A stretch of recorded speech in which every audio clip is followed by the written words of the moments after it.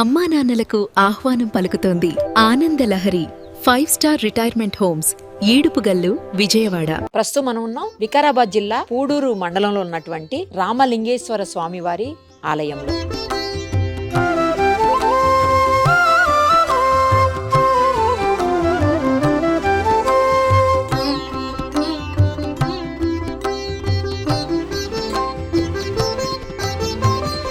ఈ ఆలయం దట్టమైనటువంటి అటవీ ప్రాంతంలో ఉంటుంది. అలాగే త్రేతాయుగంలో శ్రీరాముడు రాక్షస సంహారం తర్వాత ఆ హత్య మహాపాతకంగా భావించి ఆయన కోటి లింగాల్ని ప్రతిష్టాపిస్తారు. అది అందరికి తెలిసిన విషయమే. అందులో భాగంగానే ఇక్కడ ఉన్నటువంటి ఈ దామగుండం రామలింగేశ్వర స్వామి లింగాన్ని కూడా ప్రతిష్ఠించారని చెప్పి ప్రతీతి ఉంది. అలాగే గరుత్మంతుడు స్వామివారికి ఎదురుగా ఉండేటువంటి ఏకైక శివలింగం ఇక్కడ మాత్రమే ఉంటుంది. ఇంకెక్కడా కూడా గరుత్మంతుడు స్వామివారికి ఎదురుగుండా మనకు కనిపించదు. ఇంకొకటి ఇక్కడ ఉన్నటువంటి కోనేరు, ఆ కోనేరు 365 డేస్ కూడా అస్సలు వాటర్ అనేది అడుగంటదనమాట. ఎప్పటికీ వాటర్ ఉంటుంది. అలాగే చాలా రకాలైనటువంటి విశేషాలు, ప్రత్యేకతలు ఈ శివలింగానికి, ముఖ్యంగా ఈ దామగుండంలో ఉన్నటువంటి రామలింగేశ్వర స్వామి ఆలయానికి ఉన్నాయి. ఈ పుణ్యక్షేత్రాన్ని గనక దర్శించుకుంటే ఎవరు ఏ కోరిక కోరుకుంటే ఆ కోరిక ఖచ్చితంగా నెరవేరుతుంది అని చెప్పి నమ్మకం కూడా భక్తుల్లో ఉంది. దానికి అనేక సంఘటనలు, ఉదాహరణలు కూడా ఉన్నాయి. మొత్తం స్వామివారికి సంబంధించినటువంటి చరిత్ర, అలాగే కోనేరు, ఇంకా దాదాపు 800 సంవత్సరాల క్రితం నిర్మించబడిన స్వయం భూలింగం ఇది.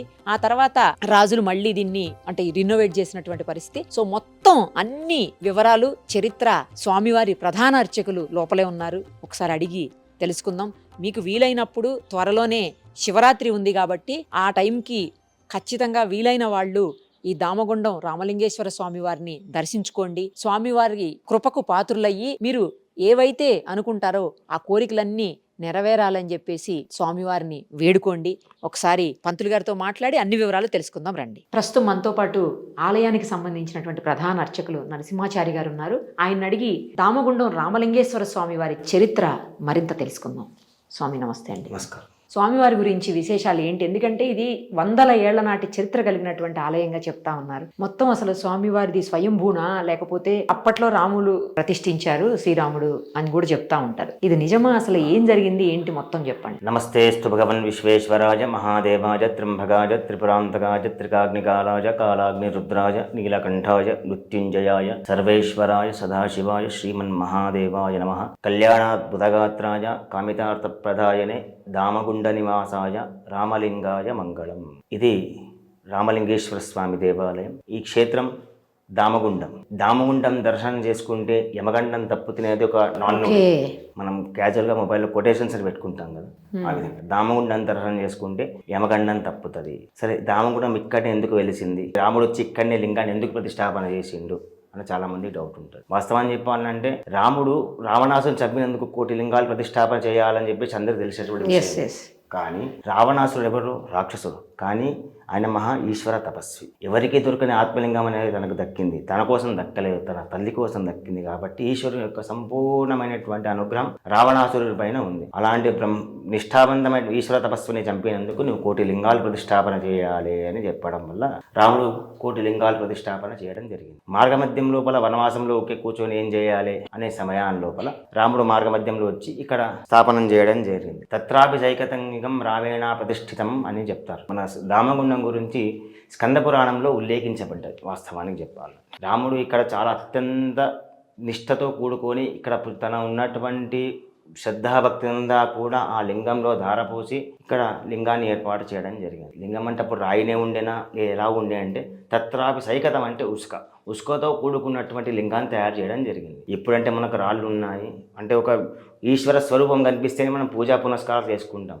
అది కాదు. శాస్త్రం ఏం చెప్తుంటే యద్భావం తద్భవతి. దేవుడు ఉన్నాడంటే ఉన్నాడు, లేదంటే లేడు. ఆ విధంగా అంటే ఆ కాలంలో ప్రతి దగ్గర కూడా ఈశ్వరుని ప్రతిష్టాపన చేసుకుంటూ వెళ్ళడం లోపల చాలా సమయం పడుతుంది. ప్రతిష్టాపన అంటే ఒక 3 సంవత్సరాల సమయం. వాస్తవం ఒక ప్రతిష్టాపన చేయాలంటే 3 సంవత్సరాల సమయం.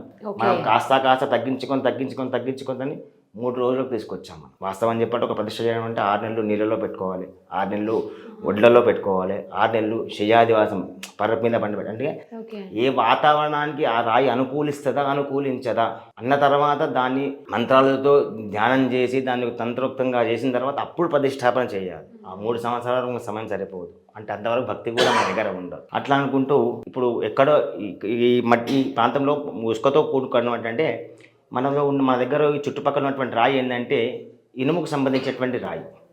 ఇనుముకు వాడతారు కదా, ఐరన్కి సంబంధించిన, అంటే ఉసుకతో తయారు చేస్తారనమాట. ఉసుకతో తయారు చేసి ఒక రాయి లింగాకారంగా ఏర్పడ్డది. అప్పుడు ఏంటంటే ఇప్పుడు ఎక్కడ బండ ఉంటే అక్కడనే ఆ బండ లోపలనే దేవుని ఆరాధించడం, షోడశోపచార పూజ చేసుకోవడం, ముందుకు వెళ్ళిపోవడం. ముందుకు వెళ్ళిన తర్వాత మట్టితో కూడుకున్నటువంటి ప్రదేశం వస్తుంది, ఆ మట్టితోనే తయారు చేయడం, పూజ చేసుకోవడం, వెళ్ళిపోవడం. అలానే ఇప్పుడు అందరూ కూడా మహాలింగార్చన చేస్తారు, పుట్టమట్టితో చేసి. ఇవన్నీ ఇక్కడి నుంచి వచ్చాయంటే శాస్త్రం నుంచే వచ్చాయి. ఈ సముద్ర తీరానికి వెళ్ళినప్పుడు సముద్ర తీరం లోపల ఉసుక తయారు చేసి అక్కడనే షోడశోపచార పూజ చేసుకొని సముద్రంలో వదిలిపెట్టేస్తారు ఉసుకలు. ఏ ప్రదేశానికి వెళ్తే అక్కడనే దొరికినటువంటి సామాగ్రి అంటే అక్కడ ఉసుక ఉంటే ఉసుక, మట్టి ఉంటే మట్టితో తయారు చేసి షోడశోపచార పూజ చేసుకొని ముందుగా బయలుదేరే సమయం లోపల ఇక్కడ రాముడు ఉసుకతో ఉన్నటువంటి లింగాన్ని తయారు చేయడం వల్ల అది ఆ లింగం అట్లాగే ఉండిపోయింది. కాలక్రమేణా ఆ లింగం పైనుంచి ఉసుకంతా జారిపోయిన తర్వాత ఉసుకలో ఉన్నటువంటి ఒక రాయి లింగాకారంగా మారింది. దీన్ని మరకత లింగం కూడా అంటారు. అంటే మరకత లింగాల్లో 10 రకాలుగా ఉంటాయి. మరకత లింగం అంటే అందరూ మనసులో వచ్చేది అంటే గ్రీన్, అవును, వాస్తవాన్ని ఆకుపచ్చ రంగులో ఉంటేనే మరకత లింగం అంటాం. ఓకే. ఇప్పుడు పుష్పరాగాల్లో 10 రకాల పుష్పరాగాలు ఉంటాయి. కనక పుష్పరాగం వేరే ఉంటుంది, నార్మల్ పుష్పరాగం వేరే ఉంటుంది, గురు పుష్పరాగం వేరే ఉంటుంది, కనక పుష్పరాగం అనేది వేరే ఉంటుంది. అంటే అందులోనే కొద్దిగా గోల్డెన్గా ఉంటుంది, కొద్దిగా వైట్గా ఉంటుంది, ఇంకొద్ది వైట్, అంటే ఏ రాశి వారికి ఆ విధంగా తగ్గుతుంటుందో ఆ కాలక్రమేణా ఎండలో ఎండి అది ఎరుపు రంగులోకి మారిన తర్వాత కొద్ది రోజులు అలానే కాలక్రమేణా యుగాంతం అయిపోయింది. యుగాంతం అయిన తర్వాత కొద్ది రోజుల తర్వాత ఇక్కడ దామగుండం అనే పేరు ఎందుకు వచ్చింది? ఫస్ట్ ఆఫ్ ఆల్ ఇక్కడ ముందుగా నీలకంఠ ఆశ్రమం అని పేరు పూర్వంలో పురాణాల్లో భాగంగా చూసుకుంటాం. నీలకంఠ ఆశ్రమంగా పేరు. నీలకంఠ ఆశ్రమం ఎందుకు పేరు వచ్చింది? విభాండకముని ఇక్కడ ఎన్నో రోజులు తపశ్చర్య చేసేటువంటి మహత్తరమైన పుణ్యక్షేత్రం ఇది. ఆ విధంగా కొన్ని రోజుల తర్వాత కాలక్రమేణా యుగవంతం అయిన తర్వాత కొద్ది రోజుల తర్వాత ఇద్దరు అన్నదమ్ములు, దామడు గుండె ఇద్దరు అన్నదమ్ములు ఇక్కడ వ్యవసాయానికి అంటే ఏదో పుట్టతిప్పల కోసం రావడం జరుగుతుంది. వచ్చిన తర్వాత నాగలి పైన బరువుగా పెట్టడానికి ఒక రాయి అవసరం ఉంటుంది. రాయి అవసరం ఉన్నప్పుడు నలుమూలలా వెతుకుతుంటే ఈ లింగం వాళ్ళకి రాయిలా కనిపిస్తుంది. వాళ్ళిద్దరూ నాస్తికులు, భగవంతుడు నమ్మేవారు కాదు. కొద్ది రోజుల తర్వాత నాగలి దున్నడానికి ప్రారంభిస్తారు. ప్రారంభించిన తర్వాత 1 రోజు 2 రోజులు అవుతుంది, 3 రోజులు అవుతుంది, 4 రోజులు అవుతుంది. రాయి ఎక్కడి నుంచి అయితే తెచ్చారో రాయి ఆటోమేటిక్గా అక్కడికి వెళ్ళిపోయేది. వారికి 2-3 రోజులు చాలా భయభ్రాంతులకు గురవుతారు. మన పైన ఇది అడవి కదా, ఎవరైనా వేటగాళ్ళు వచ్చారా, మన పైన ఏదైనా దుష్ప్రయోగం చేస్తున్నారా అని చెప్పి ఆలోచించిన తర్వాత కొద్ది రోజుల తర్వాత వారికి స్వప్నాంతం అవుతుంది. వాటి రాముల వారు స్వయంగా స్వప్నాంతమై ఇక్కడ నన్ను రామలింగేశ్వర స్వామిని నన్ను ఇక్కడ ప్రతిష్టాపన చేయండి అని చెప్తారు. చెప్పిన తర్వాత వారు నమ్మరు, మహాపండితుల దగ్గరికి వెళ్తారు. పెద్ద వారి దగ్గరికి వెళ్ళిన తర్వాత ఇంకోసారి స్వప్నాంతం అవుతుంది. స్వప్నాంతం అయిన తర్వాత అప్పుడు వారికి భక్తి మార్గంలో వచ్చి సాక్షాత్ రామలింగేశ్వర స్వామిని నేను ఇక్కడ ఉన్నాను, దయచేసి ఇక్కడ ప్రతిష్టాపన చేయండి అని చెప్పేసి ఇంకోసారి స్వప్నాంతం అవుతుంది. అప్పుడు వారు వచ్చేసి ఇక్కడ దామగుండం లోపల అత్యంత వైభవోపేతంగా రామలింగేశ్వర స్వామిని ప్రతిష్టాపన చేయడం చేసిన తర్వాత వారిద్దరు కలిసి నేను మీకు మహత్తరమైనటువంటి అనుగ్రహం చేస్తానని చెప్పేసి ఈ క్షేత్రానికి దామగుండం అని పేరు పెడతారు. అప్పుడు దాముడు గుండడు కలిసి దామగుండం అని పేరు ప్రసిద్ధిగాంచింది. దాని తర్వాత దామగుండం దర్శనం చేసుకుంటే యమగండ తప్పుతుంది అనేది పురాణ ప్రకృతిలో శాస్త్రం చెప్తుంది. అదేవిధంగా ఈ రామలింగేశ్వర స్వామి దేవాలయానికి ఎదురుగా మీరు ఏ శివాలయంలో చూసినటువంటి మహత్తరమైన దృశ్యం ఏంటంటే ఆలయానికి ఎదురుగా గరుత్మంతుడి విగ్రహం కనిపిస్తుంది. ఓకే, ఇది శైవ విష్ణు శివ హరిహర క్షేత్రంగా ప్రచురింపజరుగుతుంది. ఏ శివాలయంలో కూడా మీకు గరుత్మంతుడి విగ్రహం అనేది కనిపించదు. వాస్తవాన్ని చెప్పాలంటే ఏ శివాలయంలో కూడా ధ్వజస్తంభం అనేది కనిపించదు. ధ్వజస్తంభాలు 3 రకాలు: దీపస్తంభం, నందిస్తంభం, ధ్వజస్తంభం. వాస్తవం ధ్వజస్తంభం ఏంటంటే ధ్వజాకారంలో ఉంటుంది కాబట్టి దాన్ని ధ్వజస్తంభం అంటారు. దీపం ఎందుకంటే శివాలయంలో ఎక్కువ శాతం 99% కూడా దీపస్తంభాలే ఉంటాయి. ఎందుకంటే కార్తీక మాసం లోపల సాయంకాలం దీపారాధన చేయడానికి పెట్టినటువంటి స్తంభం దీపస్తంభం. కొన్ని దేవాలయాల లోపల నంది స్తంభం, అంటే స్తంభం పైన నంది ఉంటుంది. కానీ ఇప్పుడు ప్రతి ఒక్క దేవాలయంతో ధ్వజస్తంభం అనేది కామన్ అట్రాక్టివ్ అయిపోయింది. అంటే ఏ విధంగా అయితే కళాకారులు కూడా తనలో ఉన్నటువంటి వాళ్ళ పాండిత్యాన్ని నేర్చుకొని వారు కూడా వేరే విధంగా తయారు చేస్తున్నారు. వారు వేరే విధంగా తన కళను ప్రజలకు చూపిస్తున్నారు. కాబట్టి ఈ ఆలయానికి ఎదురుగా గరుత్మంతుని విగ్రహం ఉంటుంది. అంటే ఆలయ క్షేత్రపాలకుడు ఆయన. అందుకే దీన్ని హరిహర క్షేత్రంగా చెప్తుంటారు. ఈ క్షేత్రం లోపల మొత్తం 5 గుండాలు ఉండేటివి. వాస్తవాన్ని చెప్పాలంటే మన వాడుక భాషలో చెప్పాలంటే ప్రతి క్యాస్ట్కు తగ్గట్టు ఒక గుండాలు ఉండేటివి వెనుకటి లోపల. కానీ కలియుగాంతం చెప్తున్నాం, కలి ఎంతైతే అవతరించుకుంటూ వస్తాడో అదంతా కూడా వెళ్ళిపోతుంది చెప్పేసి 5 గుండాలు ఉండేటివి. అంటే వారు అక్కడనే స్నానం చేసుకొని దేవస్థానం వరకు వచ్చేసి బయట నుంచే దండం పెట్టుకొని వెళ్ళిపోయేవారు. ఓకే. కానీ కాలక్రమేణా అలా చేస్తూ పోతే దేవాలయానికి ఎవరు రారు, అంటే వాళ్ళకి ఏదో తీసేస్తున్నామనే భావన వస్తుందనే భావనతో, అంటే మనం చదువుకున్నాం ఇప్పుడు. చదువుకున్న తర్వాత అందరూ కూడా రావడం, అదేవిధంగా ఇందులో మొత్తం 5 గుండాలు ఉండేవి. 5 గుండాలు ఒక గుండం అనేది అంతరించకపోయింది. ఒకటి స్వామివారి అభిషేకానికి వాడుకునేది, స్వామివారి స్నానానికి వాడుకునేది, నైవేద్యానికి వాడుకునేవారు వెనకటి. ఎందుకంటే ఒకసారి నైవేద్యం చేసే నీళ్లు పూజకు పనికిరావు, పూజకు పనిచేసే నీళ్లు నైవేద్యానికి పనికిరావు. అందుకే మనం అంటుంటారు, ఇంట్లో సత్యనారాయణ వ్రతం చేస్తున్నామంటే 2 బిందెల నుంచి తీరు తీసుకురండి అని చెప్తూ ఉంటారు. అంటే ఎంగిలి కాకుండా ఉండాలి. ఆ విధంగా వస్తూ ఉంటే మీకు కాశీ గుండం అని కనిపిస్తుంటుంది, కొద్దిగా డౌన్ కొద్దిగా అట్లా లెఫ్ట్లో ఒక గుండం ఉంటుంది. ఆ గుండానికి ఎదురుగా ఇంకో గుండం ఉంటుంది. అంటే పంచామృతాలను పేరు, పాలు, పెరుగు, తేనె, నెయ్యి, చక్కెర. ఆ విధంగా అంటే పాలగుండం అంటే పాల తేటగా ఉండేటివి నీళ్ళు. పెరుగుండం అంటే ఆ నీళ్ళు కొద్దిగా బరువుగా ఉండేటివి. నీళ్ళు తాగేమనుకోండి, ఒక 1/2 లీటర్ నీళ్ళు తాగేస్తే ఏదో 4 లీటర్లు తాగేమంటే బరువు. కొన్ని నెయ్యి గుండం ఏంటంటే కొద్దిగా జిగురు, నెయ్యి ఎలాగైతే జిగురుగా ఉంటుంది అలా. తేనె గుండం అంటే దాంట్లో స్వీట్గా ఉండేది. ఆ చక్కెర అంటే అట్లా పంచామృతాలతో భగవంతుని ఎలా అయితే అభిషేకం చేస్తామో ఆ విధంగా నడుస్తూ ఉండేది. కాలక్రమేణా భగవంతుని స్నానం అందులోనే జరుగుతుంది, ఇప్పుడు అభిషేకానికి అందులోనే జరుగుతుంది. వచ్చేటువంటి భక్తాదులందరూ కూడా పుణ్యస్నానాలు అదే కోనేరులో చేయడం జరుగుతుంది. ఇప్పుడు ఒకటే కోనేరు ఉంది.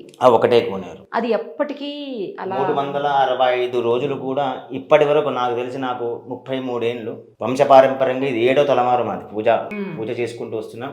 ఇప్పటి వరకు కూడా కోనేరు ఎండినట్టుగా ఎక్కడ మేము చూడలేదండి. వాస్తవానికి ఏంటంటే ఈ కోనేరు ఇక్కడ చుట్టుపక్కల ఉన్నటువంటి వేసవి కాలంలో చుట్టుపక్కల ప్రాంతాల్లో మేకలు కాచుకునే వాళ్ళు కానీ, ఆవులు కాచుకునే వాళ్ళు కానీ ఇక్కడనే వచ్చేసి 15 రోజులు 20 రోజులు ఇక్కడనే ఉండేసి ఇక్కడనే మందలు తయారు చేసుకొని వాటికి నీరు, గడ్డి, ఆహారం అంతా కూడా సమకూర్చుకునేవారు. అదేవిధంగా ఈ చుట్టుపక్కల మీరు చూడొచ్చు, చుట్టుపక్కల ఎక్కడ చూసినా కొండలు ఉన్నాయి. కానీ ఆలయానికి పుష్కరికి వెనుక భాగాన పొలం ఉంటుంది. ఆ పొలంలో 365 రోజులు పచ్చిగానే ఉంటుంది. ఇలా మనం సీక్ వేసామంటే సీక్ దిగిపోతుంది. అత్యంత కీలకమైనటువంటిది. అదేవిధంగా ఇక్కడ ఒక సర్పం ఉంటుందండి, విశేషమైనటువంటి సర్పం. అది ఎవరికి కనబడంటే కేవలం భగవంతుని యొక్క సంపూర్ణమైనటువంటి అనుగ్రహం ఉన్న వారికే కనిపిస్తూ ఉంది. చాలామంది ఇక్కడ పూజకు వచ్చిన వాళ్ళు కూడా చాలామంది చెప్తూ ఉంటారండి, అంటే మ్యాక్సిమం ద్వారం బందే ఉంటుంది. పూజ చేసుకొని వెళ్ళిపోయిన తర్వాత కొంతమంది తప్పులు చేసి వచ్చారనుకోండి, అప్పుడు ఆ భగవంతుని దర్శనం కానివ్వరు. ఆ స్వామి పాములో ఎక్కడో దారిలో కానీ ఎక్కడో కానీ గుండం దగ్గర కానీ మనకి ఏదో విధంగా నువ్వే తప్పు చేసి వచ్చావని ఒక ఇంటిమేషన్ మనకి ఇస్తూ ఉంటాడు అనమాట. ఇంకోటి ఈ శివాలయానికి ఎంత ప్రాముఖ్యత ఉందో ఆ కోనేరు కూడా అంతే ప్రాముఖ్యత ఉంది. అమృతం తీర్థకం శ్రావం, అమృత బిందు అనేది ఆ కోనేరులో పడ్డదని ఒక ప్రతీతి అనమాట. వేదోమతనం జరిగినప్పుడు అమృత బిందు ఆ కోనేరులో పడ్డదని ప్రతీతి. మీకు వస్తుంటే చూడడానికి చాలా గ్రీన్గా ఉంటాయి నీళ్లు. అందరూ అనుకుంటారు పాచి పట్టిందేమో కింద అని, ఒక చిన్న ఉంటుంది. కానీ చేతిలో తీసుకుంటే తేటగానే ఉంటాయి నీళ్ళు. ఆ నీళ్లు తాగడం వల్ల కానీ, ఆ కోనేరులో స్నానం చేయడం వల్ల కానీ మనలో ఉన్నటువంటి అల్సర్ కానీ, క్యాన్సర్ కానీ, చర్మ వ్యాధులు కానీ 99% తగ్గుతాయి. అన్ని రుగ్మతలు పోతాయి, అన్ని 99% తగ్గుతాయి. అంటే ఒకటే స్నానం చేయగానే తగ్గుతాయంటే మన భావన తప్పు. భగవంతుని మీద నిష్ఠతో, శ్రద్ధతో భగవత్ ఆరాధన చేస్తే, ఇప్పుడు డాక్టర్ గారు ఒక ట్యాబ్లెట్ ఇచ్చారు మనం వేసుకున్నాం అంటే మన లోపల తగ్గదు. కానీ తగ్గినట్టు మనం ఎట్లా ఏ విధంగా అయితే మనసును సాటిస్ఫాక్షన్ చేసుకుంటామో తగ్గుముఖం పట్టుకుంటూ 100% వస్తుంది. ఎందుకంటే చాలామంది ఉన్నారు ఇక్కడ. ఒక భక్తుడు ఉండేది హైదరాబాద్లో ఉన్నట్టు, చాలా అత్యంత ఆగర్వ శ్రీమంతురాలు ఆమె. కింద పెట్టాలంటే కూడా బంగారం పరుచుకొని పెట్టవలసింది తప్పలేదు. తన 2 కొడుకులు కూడా విదేశంలో ఉండేవారు. తను ఏంది ఒక్కరోజు కూడా దేవుని పూజ చేసినటువంటి దాఖలా లేదు. కానీ ఈ క్షేత్రానికి వచ్చి ఆమె కేవలం స్నానం చేసుకొని వెళ్ళిపోతుంది. అత్యంత చాలా క్లిష్టమైన పరిస్థితి. కూర్చుంటే లేవడానికి కాదు, లేచుంటే కూర్చోవడానికి రాదు. అలాంటిది మనిషి సుమారుగా ఒక 11 వారాలు 12 వారాలు వచ్చిపోయింది. అంతకుముందు చెక్ చేసిన రిపోర్ట్స్, తర్వాత చెక్ చేసుకున్న రిపోర్ట్స్ చూస్తే అందరూ షాక్స్. పాపం ఆమె ఒక 4 సంవత్సరాల క్రితం భగవంతుని సాన్నిధ్యం చేరుకున్నది. ఇక అత్యంత కీలకమైనటువంటి, అత్యంత పుణ్యఫలమైనటువంటి క్షేత్రం. ఈ క్షేత్రం లోపల ఇంకో విశేషం ఏంటంటే ఆవు పులి ఎంత వైరత్వంగా ఉంటాయి మనం జియోగ్రఫీ. కానీ ఆ వైరత్వాన్ని మరిచి సాయంకాలం ఇంటికి వెళ్ళే సమయం లోపల పులి వేటకు వెళ్ళి ఉంటుంది. పులి పిల్లలు ఇక్కడ ఆర్తనాదాలు చేస్తుంటాయి ఆకలితో. ఆ వైరత్వాన్ని మరిచి ఆవు పాలు పులిపిల్లలు తాగినటువంటి మహత్తరమైన పుణ్యక్షేత్రం. ఈ క్షేత్రంలో రాగానే ఎంత క్రూరమైన మనిషి ఉన్నా కానీ కూడా 10 నుంచి 15 నిమిషాల లోపల తన సౌమ్యానికి వచ్చేస్తారు. అరే దేవుని దర్శనం చేసుకుందాం, ఉన్నటువంటి ఒక 10 నిమిషాలైనా కానీ ప్రశాంతంగా ఉందాం అనే భావన. ఇక్కడ ప్రతి శ్రావణ మాసం, కార్తీక మాసం నిత్యం పూజలు జరుగుతూ ఉంటాయి. రోజు కూడా పూజలు జరుగుతుంటాయి. ప్రతి సంవత్సరం ఇక్కడ శివరాత్రి అత్యంత వైభవోపేతంగా జరుగుతూ ఉంటుంది. అదేవిధంగా పాల్గొన బహుళ దశమి రోజు వార్షిక బ్రహ్మోత్సవాలు ప్రారంభమవుతాయి. ఇక్కడ ఉగాదికి 5 రోజుల ముందు బ్రహ్మోత్సవాలు ప్రారంభమై ఉగాదికి దేవుడు ఇంటికి వెళ్తాడు. ఒకానొక సమయం లోపల శివరాత్రికి దేవుడు ఉత్సవ విగ్రహాలు వచ్చేసి ఉగాదికి ఇంటికి తీసుకెళ్లేవాడు. కాలక్రమేణా కలిగాంతంలో దొంగలు అవన్నీ ఉన్నారు కాబట్టి చాలాసార్లు ఇక్కడ దొంగతనం చేయడం జరిగింది. ఉత్సవ విగ్రహాలు ఇక్కడ ఏదో నిధి ఉందని చెప్పేసి తవ్వడానికి ప్రయత్నించిన వారి చాలా జరిగాయి ఇక్కడ. అందుకే ఇదంతా జరిగిన తర్వాత కూడా ఉగాదికి 5 రోజుల ముందు దేవుని తీసుకురావడం, తర్వాత 5 రోజు మొదటి రోజు ధ్వజారోహణం, అఖండ దీపారాధన, రెండో రోజు సాయంకాలం స్వామివారి కళ్యాణం, సాయంత్రం 10:30 తర్వాత కన్నుల పండుగ రథోత్సవం జరుగుతుంది. మూడో రోజు స్వామివారి ఏకాంత సేవ, 4వ రోజు దోపోత్సవం అని చేస్తారు, 5వ రోజు చక్రతీర్థం, ఆ రోజు సహస్ర పుష్పార్చన, సాయంత్రం దేవుడు మళ్ళీ ఇంటికి వెళ్ళిపోతుంది. ఇంటికి వెళ్తారంటే ఇక్కడ విగ్రహాలు పెడితే తీసుకెళ్తారని చెప్పేసి ప్రధాన పూజారి గారి ఇంటి లోపల ఉత్సవ విగ్రహాలు అక్కడనే ఉండడం జరుగుతుంది. అత్యంత కీలకమైన క్షేత్రం. ఈ క్షేత్రంలో ఎవరైనా కానీ కూడా మనస్సుతో భగవంతుడు ఏం చెప్పారో, పత్రం పుష్పం ఫలం తోయం వ్యోమే భక్త్యా ప్రయచ్చదు. రోజు నన్ను ఆరాధన చేసినా చేయకున్నా ఒక్కసారి నామస్మరణ చేస్తే సదా మీ వెన్నంటూ ఉంటానని భగవంతుడు ఏదైతే శాస్త్రంలో చెప్పాడో ఆ విధంగా భగవంతుని నిష్కల్మషంగా నిష్పక్షపాతంగా భగవంతుని ఆరాధన చేస్తే ఈ రామలింగేశ్వర స్వామి సంపూర్ణమైనటువంటి అనుగ్రహాలు ఇస్తాడు. ఇక్కడ చాలామందికి సంతానం లేని వారికి కూడా రామలింగేశ్వర స్వామి కేవలం ఒక నమస్కారంతోనే సంతానం వేయడం జరిగింది. రాజ్యాధికారంలో రాజకీయాలు అత్యున్నతమైన స్థానాలకు వెళ్ళడం జరిగింది. ఉద్యోగాల్లో కానీ వ్యాపారాల్లో కానీ అత్యున్నతమైనటువంటి స్థానాల్లో కూడా ఇక్కడి నుంచి వెళ్ళి భగవంతుని ఆరాధన చేస్తూ ఉంటారు. రామలింగేశ్వర స్వామి దేవాలయానికి తెలంగాణలోనే కాకుండా ఆంధ్రప్రదేశ్, మహారాష్ట్ర, తమిళనాడు అక్కడి నుంచి కూడా భక్తులు వస్తూ ఉంటారు. ఒక 4-5.5 సంవత్సరాల క్రితం శ్రీలంక నుంచి ఒక భక్తులు వచ్చి ఇక్కడ 2 రోజులు ఉండి సతద్ధార రుద్రాభిషేకం అంటే 12 రుద్రాభిషేకాలు చేసుకొని తన తల్లి కోసం ఇక్కడ నుంచి ఈ కోనేరు వాటర్ తీసుకొని వెళ్ళడం జరిగింది. తర్వాత తన తల్లి 6 నెలలు చనిపోతారన్న వాళ్ళు 3.5 సంవత్సరాలు బతకడం జరిగింది. అత్యంత మహిమాన్విత క్షేత్రం.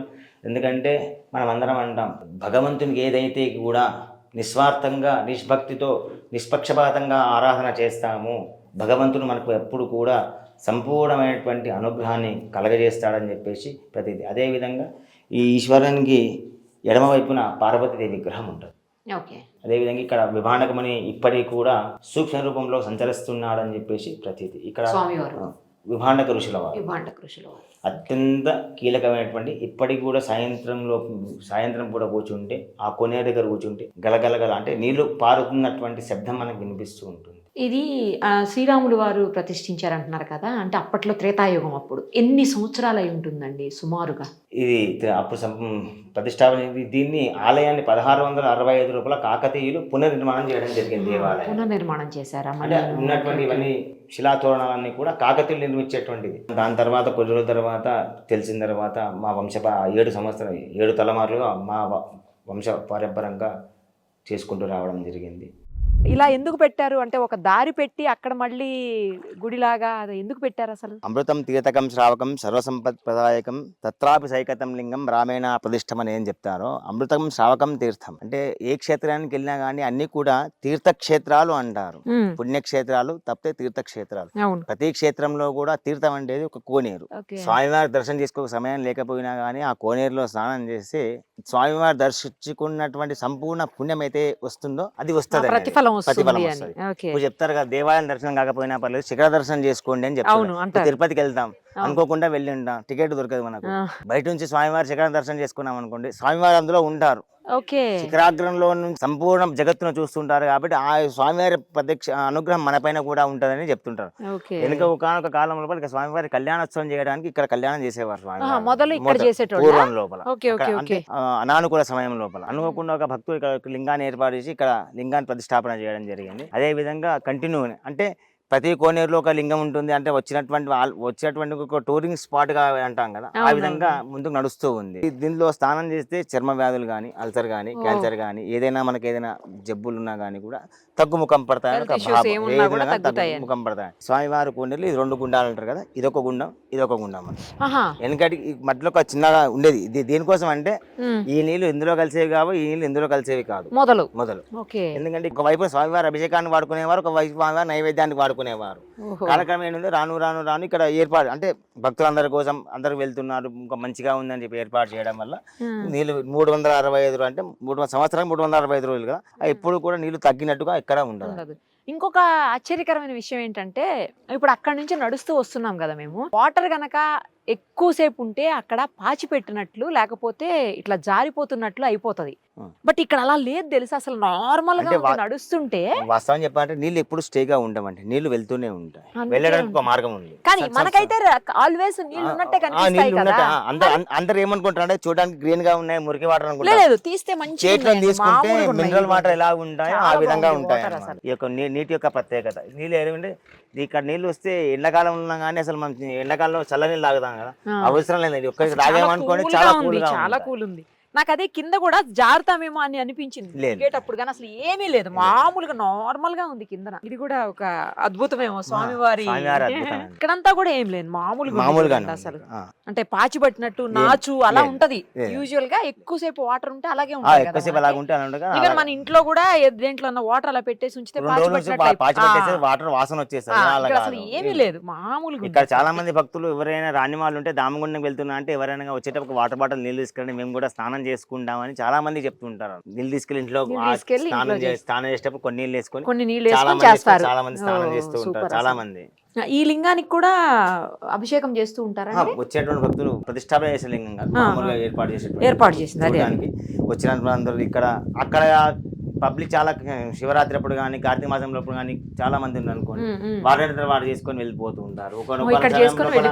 ఒక సమయంలో కూడా పంతులు గారు రాలేకపోతారు, అనివార్య కారణాల ఏదో ఒక విశేషాలు రాలేకపోతారు. వచ్చేటువంటి పూజా ద్రవ్యాలు తీసుకొని ఇక్కడ చేసుకుంటూ ఉంటారు.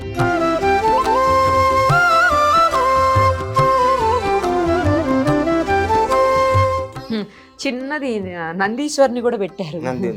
ఈ కోనేరుకు ఎడమ భాగాన ఒక కోనేరు ఉంటుంది, చిన్న. ఇది మొత్తం దాటి అవతల ఆ మెట్లు దాటగానే ఉంటుంది. ఈ కోనేరుకు ఎడమ భాగాన కానుగ చెట్లు ఉన్నాయి, అక్కడ ఒక చిన్న కోనేరు ఉంది. ఇవి 2, 3, 4 మనం ఎదురుగా వస్తుంటే ఎడమ వైపున ఒక చిన్న గుండం కనిపిస్తుంది, వచ్చేటప్పుడు లెఫ్ట్ సైడ్ కాశీగుండం అని కనిపిస్తుంది. అక్కడ కాశీ నుంచి వస్తాయని చెప్తారు. అవి కూడా చాలా చల్లగా ఉన్నాయి. ఇప్పుడు ఉందండి ఇప్పటికీ ఉందండి గుండం. దాన్ని కొద్దిగా పూడిక తీసి కొద్దిగా మరమ్మతులు చేసి పెట్టడం జరిగింది. ఇప్పుడు మనం చూడొచ్చు, ఒకసారి చూపించండి. అదేనండి కోనేరు, ఇది కాశీగుండం అండి. కాశీ నుంచి వస్తా అంటే అంత ప్రాముఖ్యత నీళ్ళు. కాశీలో గంగా ఎంతైతే ప్రాముఖ్యత ఉంటుందో ఈ కోనేరు కూడా అంతే ప్రాముఖ్యత. ఓకే, ఇప్పుడు ఈ నీళ్ళు వచ్చి మనం ఇందాక వెళ్ళినటువంటి కోనేరులో కలుస్తాయా? కలవదు, వేరే విధంగా వెళ్ళిపోతుంది. ఈ కోనేరులో అంటే జలాన్ని తాకాలంటే ఎలా మరి? అంటే ఇప్పుడు వెళ్ళడానికి ఏంటంటే కొన్ని పనులు వస్తున్నాయి కాబట్టి ఆ కోనేరు నుంచి ఇలా వెళ్తాయి నీళ్ళు. ఇవి తాకినా కూడా తాగినట్టే. కోనేరు నీళ్ళు జంతువులు వన్యప్రాణులు తాగడానికి అక్కడక్కడ కాల్వ మార్గాన్ని వెళ్తూ ఉంటాయి, అక్కడక్కడ తాగుతుంది. అంటే ఇప్పుడు ఇవి కాశీ నుంచి వస్తున్నాయని ఒక నమ్మకమా, లేకపోతే అంతటి పవిత్రమైన నీళ్ళని? కాశీ నుంచి వస్తున్నాయని నమ్మకం. కాశీగుండం అని పేరు దీనికి. వెనకటి నుంచి మా పెద్దలంతా చెప్పుకునే వచ్చాడం అంటే కాశీ నుంచి, అంటే కాశీగుండం అంటే కాశీ నుంచి వస్తున్నాయి, అక్కడ నుంచి ఊట మార్గం ఉందని అంటారు. కొంతమంది ఏమంటారు అంటే కాశీలో ఉన్నటువంటి గంగాకి ఎంతైతే ప్రాముఖ్యత ఉంది, అన్ని గంగాలకు అంతే ప్రాముఖ్యత ఉంది, కానీ దానికంటూ ఒక ప్రత్యేకత దానికంటే ఒక ఎక్కువ అని చెప్తుంటారు. ఈ నీళ్ళు ఎప్పుడు కూడా చూడడానికంటే ఇప్పుడు ఈ ఎండాకాలం వానాకాలం కాబట్టి మట్టి ప్రదేశం కాబట్టి ఆ వెహికల్స్ వెళ్ళడం రావడం వల్ల దుమ్ము పేరుకోవడం వల్ల చూస్తే మురికిగా అనిపిస్తుంది. కానీ కొద్దిగా ఇలా అని ఇలా పట్టుకుంటే ఇప్పుడు చూడండి, ఇదే మట్టి మార్గంలో చూడండి, ఈ మట్టితో వల్లనే ఎంత నీరు ఎంత మినరల్ వాటర్ లాగా. కానీ మంచిగా ఉన్నాయండి వాటర్, మనం అలా అనిపిస్తుంది కానీ చాలా మంచిగా ఉన్నాయి వాటర్. మనం అనుకుంటే చాలా వన్య ప్రాణులన్నీ కూడా ఈ నీళ్ళు తాగే ఉంటాయి. అంటే కొన్ని దిగడానికి భయపెడుతుంది. స్వచ్ఛమైన నీళ్ళు అండి, కల్తీ లేని నీళ్లు కదా. వస్తుంటారా అండి రెగ్యులర్ గా స్వామివారి ఆలయానికి? కోనేరు అది నిర్మాణం చేసిన తర్వాత అప్పటి ఇప్పటి వరకు నేను 5-6 సంవత్సరాలకు ఎక్కువ అవుతుంది. డైలీ కంపల్సరీ ఊళ్ళో లేకపోతే రాను. ఊళ్ళో ఉంటే పొద్దున్న వచ్చేది, దీపం ముట్టించి టెంకాయ కొట్టి అగరబత్తి ముట్టించి పోతారు. చాలా పెద్ద మేడం ఏరియాలో ఎవడం దొంగతనం చేసిన కూడా బయటికి పోడు మేడం. ఈ దరి కూడా ఎక్కడాడు, ఆ.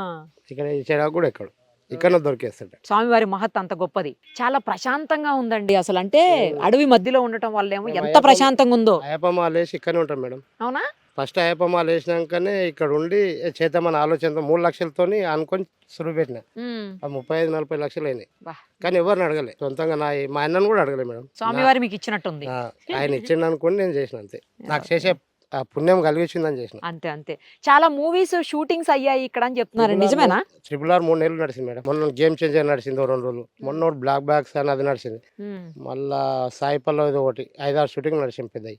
రెగ్యులర్ గా అవుతుంటాయి అయితే షూట్స్ కూడా. నడుస్తాయి మేడం. చూశారు కదా, రామగుండం రామలింగేశ్వర స్వామి వారి పుణ్యక్షేత్రము, ఆ క్షేత్రానికి సంబంధించినటువంటి విశేషతలు అలాగే ప్రత్యేకతలు. ఇది చాలా దగ్గరగా ఉంటుంది హైదరాబాద్కి, జస్ట్ ఒక 55-60 బాగా అయితే 70 లోపులనే ఉంటుంది.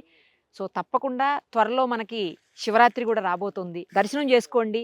స్వామివారు మామూలుగానే మనకు తెలుసు శివయ్య అంటేనే చాలా, అసలు ఏది అడిగితే ఆయనకి జస్ట్ శివయ్యకి అభిషేకం, నీళ్లతోటి జలాలతోటి అభిషేకం చేస్తేనే ఆయన ప్రసన్నుడైపోతారు, అన్ని కోరికలు తీరుస్తారని చెప్పేసి ఒక నమ్మకం ఉంటుంది. అలాగే ఈ క్షేత్రానికి ప్రత్యేకంగా ఎవరు ఏది కోరుకున్నా సరే స్వామివారు నెరవేరుస్తారనే నమ్మకం అయితే భక్తుల్లో ప్రగాఢంగా ఉంది. సో ఒక్కసారి ఇక్కడికి వచ్చి కోనేరులో స్నానం చేయొచ్చు, అలాగే కోనేటి నీటిని స్వీకరించవచ్చు, ఇంటికి కూడా తీసుకువెళ్ళొచ్చు. సేమ్ టైము స్వామివారిని దర్శనం చేసుకొని మనకున్నటువంటి సమస్యలన్నింటినీ స్వామివారికి చెప్పేసి తీర్చేసుకోవచ్చు.